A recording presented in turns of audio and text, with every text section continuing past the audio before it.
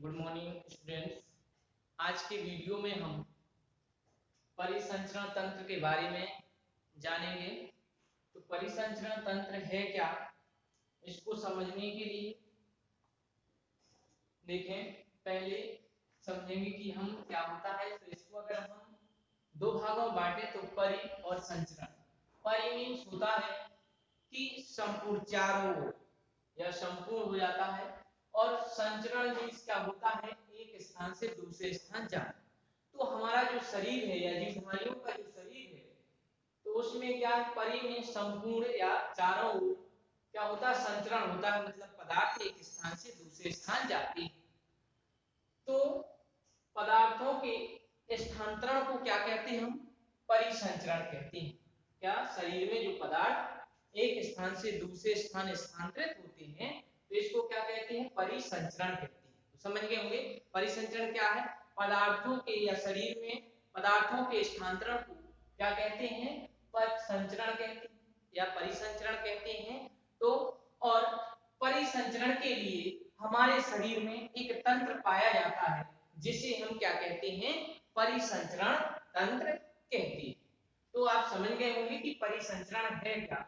और परिसंचरण तंत्र है जो, इसकी खोज किसने की थी, परिसंचरण की जो खोज की थी वो थे विलियम हार्वे। विलियम हार्वे नामक वैज्ञानिक ने परिसंचरण तंत्र की क्या की थी, खोज की थी। अब आगे चलते हैं, तो इसको जो डायग्राम, फ्लो डायग्राम आपका ये बनाया गया है, इसको हमें समझ लेना है। समझने के बाद हर वीडियो में हम अलग अलग सभी को सिखाएंगे। जैसे हृदय में, हृदय को समझेंगे, रुधिर, रुधिर को, रुधिर वाहिनियों को, लसिका तंत्र है उसको भी हम क्या करेंगे, समझेंगे। तो इसको समझना हमें। तो समझने के लिए क्या है, पहले जैसे जो परिसंचरण तंत्र है उसको कितने भागों में बांटा गया है, दो भागों में। जो परिसंचय कह सकते हैं हम कि परिसंचरण तंत्र, रुधिर परिसंचरण तंत्र और लसिका तंत्र से मिलकर के बना होता है। तो अब जो रुधिर परिसंचरण तंत्र है ये क्या होता है, ये रुधिर से संबंधित होता है, इसमें रुधिर भर का उपयोग किया जाता है। और जो लसिका तंत्र क्या है तो ये परिसंचरण का ही भाग, लेकिन लसिका क्या होता है, तो कुछ रुधिर या कहते हैं रुधिर वाहिनियां जो हैं उनसे क्या होता है, कुछ रुधिर रिस करके ऊतकों के, ऊतकों में या ऊतक के स्थानों में क्या होता है, चला जाता है। तो उसको फिर से क्या है, रुधिर में मिलाने के लिए हमारे शरीर में एक तंत्र पाया जाता है, जिसे हम क्या कहते हैं, लसिका तंत्र कहते हैं। तो क्या है, जो रुधिर से क्या, रुधिर वाहिनियों से जो रुधिर रिस जाता है, तो रिसने के बाद उस रुधिर को क्या कहते हैं, रिसने वाला रुधिर लसिका कहलाता है। और लसिका को फिर से रुधिर में मिलाने के लिए हमारे शरीर में एक तंत्र होता है, जिसे हम क्या कहेंगे, लसिका तंत्र कहते हैं। तो आप समझ गए होंगे ये रुधिर परिसंचरण तंत्र है, जो रुधिर के बारे में पढ़ेंगे। और रुधिर के जो छन जाता है तो उसको हम लसिका में पढ़ते हैं। तो अब देखते हैं जो रुधिर परिसंचरण तंत्र है, तो इसमें क्या है, तीन भागों से मिलकर बना होता है। क्योंकि जो रुधिर परिसंचरण तंत्र में पहला होता है रुधिर, रुधिर जानते हैं हम लोग, इनको अलग अलग हम वीडियो में पढ़ेंगे, अभी आपको हमें इतना ही समझ लेना है। तो रुधिर हो जाता है, ये है हृदय। तो हृदय जो परिसंचरण तंत्र के मुख्य कितने भाग हैं, तीन, रुधिर, हृदय या फिर रुधिर वाहिनियां, ब्लड वेसल्स, ये रुधिर वाहिनियां होती हैं। तो ये तीनों मिलकर के किसका निर्माण करते हैं, रुधिर परिसंचरण तंत्र का निर्माण करते हैं। अब जैसा कि हृदय, हृदय को पढ़ेंगे तो हम इसमें भी क्या हो जाएगा, हृदय की बाह्य संरचना, आंतरिक संरचना, इसका अध्ययन करेंगे। और यह रुधिर वाहिनियां है, तो रुधिर वाहिनियों का मतलब है जिनमें क्या होता है, रुधिर बहता है, उन्हें क्या कहते हैं, रुधिर वाहिनियां कहते हैं। तो रुधिर वाहिनियां कितनी, तीन प्रकार की होती हैं, तीन होती हैं, जो धमनियां और रुधिर केशिकाएं और शिराएं होती हैं। तो इनके बारे में भी हम वीडियो में पढ़ेंगे। तो अभी हमें जान लेना है कि जो रुधिर वाहिनियां वो कितनी होती हैं, तीन, रुधिर धमनियां, रुधिर केशिकाएं और शिराएं होती हैं। आगे देखें जो रुधिर है, तो रुधिर के भी कितने भाग हुए हैं, रुधिर के दो भाग हुए हैं, प्लाज्मा और रुधिर कणिका। तो प्लाज्मा और रुधिर कणिकाएं हैं, तो इसके दो भाग हो जाते हैं, तो रुधिर के, रुधिर और जो रुधिर है तो उसके दो भाग प्लाज्मा और रुधिर कणिकाएं होती हैं। तो प्लाज्मा क्या होता है, प्लाज्मा जो रुधिर है उसमें एक तरल द्रव्य के समान होता है, उसे प्लाज्मा कहेंगे। और कुछ उसमें इसमें कोशिकाएं होती हैं जिन्हें हम रुधिर कणिकाएं कहते हैं। तो ये हो जाती हैं, तो रुधिर के 2 भाग हो जाते हैं।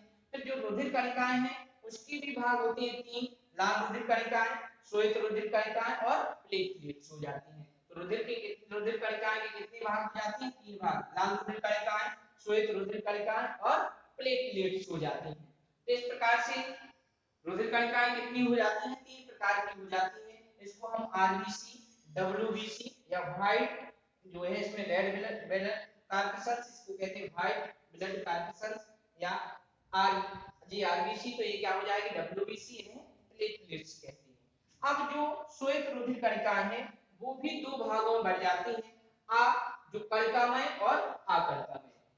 ये हो जाते हैं ग्रेन्युलोसाइट और एग्रेन्युलोसाइट कहते हैं। तो ये क्या है? ये भी 3 प्रकार, एसिडोफिल, बेसिडोफिल और न्यूट्रोफिल होते हैं। तो जो कणिकामय श्वेत रुधिर कणिकाएं होती हैं वो कितनी होती हैं? 3 हो जाती हैं। अब अकणिकामय के 2 भाग हो जाते हैं, लिम्फोसाइट और मोनोसाइट। तो लिम्फोसाइट, टी लिम्फोसाइट और बी लिम्फोसाइट, ये इतने भाग हो जाते हैं।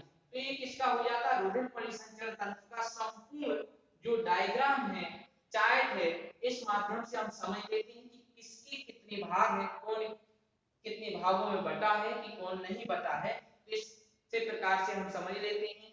अब अगला है जो आपका लसिका तंत्र। तो लसिका तंत्र में क्या होता है? पहला है लसिका, ये हो जाता है क्या है? लसिका। लसिका आपको बता ही दिया है कि जो रुधिर होता है, तो रुधिर वाहिनियों से कुछ रुधिर छन जाता है, तो उस छने हुए रुधिर को ही क्या कहते हैं? रिस जाता है, या उस रिसे हुए रुधिर को लसिका कहते हैं। अब आगे क्या हो जाता है? तो जैसे कि अब ये रुधिर है, जो रुधिर छन गया है तो उसको लसिका कहते हैं। तो उसके बाद लसिका क्या हो जाता है? लसिका केशिकाएं जो होती हैं इसको कलेक्ट करती हैं, क्या है?